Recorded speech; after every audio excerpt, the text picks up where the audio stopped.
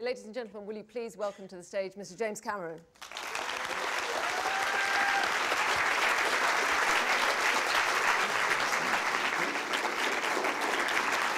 Thank you.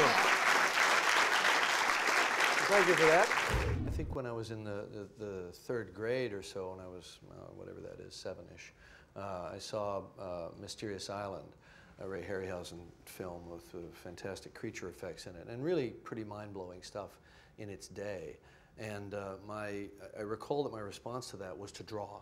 Whenever I saw something that was made a strong impression on me, I had to draw, but I wouldn't just draw the thing itself. I would start to embellish and create my own stories around it. And so there were these sort of trigger points in the Harryhausen films, and then that whole slew of sci-fi B movies that came. And then 2001 was a seminal kind of moment in the late 60s, 68. It was not like anything I'd seen before, and that was the trigger point for me in wanting to emulate technique. So started making little models and lighting them in a very contrasty style against a black background, and shooting them with my dad's Super 8 camera, and then a friend of mine had a camera that could do single frame, so then we started doing animation, and one thing sort of led to another, I guess. I did read something once that you said that you felt Titanic had pushed to the limit how much time you can spend on character in mainstream filmmaking.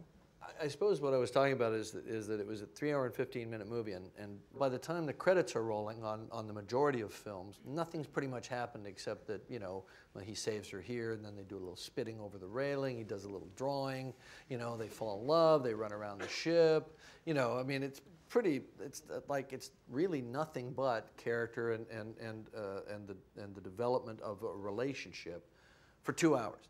Then a whole bunch of bad stuff happens, which structurally is a very strange form. It's a very strange architecture for a movie, but it worked because the only way all that disaster stuff later meant anything to you as an audience was because you cared about them.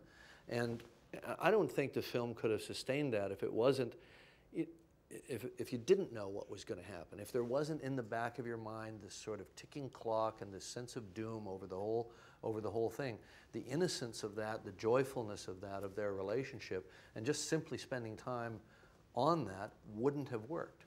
Back in '95, I wrote Avatar partially because, it's something I'd always wanted to do. It was a real dream project, a fantasy story taking place on another planet with all these cool creatures. It was going to be like the ultimate creature movie, and just the design alone was what attracted me to the project.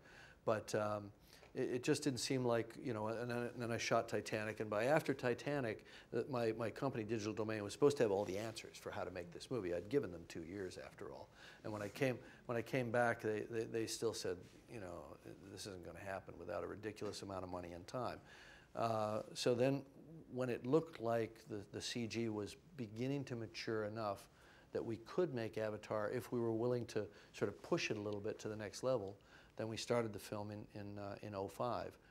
And we still had 2 years of research and development to develop our performance capture pipeline up to our level where we thought that the characters would be fully believable. So what's the next big thing in cinema then? Well, I mean, for me, Avatar was such an experimental process. And I know that we made a lot of mistakes. We went down some blind alleys, and we meandered a bit, and it took us a lot to kind of work out exactly how to do everything. I think the next big challenge, honestly, is a process challenge for me. It's a challenge of being able to get the same end result as Avatar in less time, more efficiently, for less money. But the idea of real in cinema, as in, because Pandora it's meaningless now. Exactly. The idea of what's real. I think the lines will just continue to blur between CG and photography until it becomes meaningless. Whether you capture something with a lens or you use imaginary photons in CG, the rules of lighting are the same. I mean, when if you want sunlight, you create sunlight. You either do it with a xenon light or 12K HMI, or you do it with a sun source in global illumination in a CG scene file. It's the same thing. You have to imagine the sunlight. In neither case, usually, is it actually sunlight. You know, because I mean, all cinematography is a form of artifice anyway, masquerading as reality, and the CG does the same thing. I just think it's going to become more seamless as we go along, and less relevant to even sort of dissect it or deconstruct it into what its component parts are.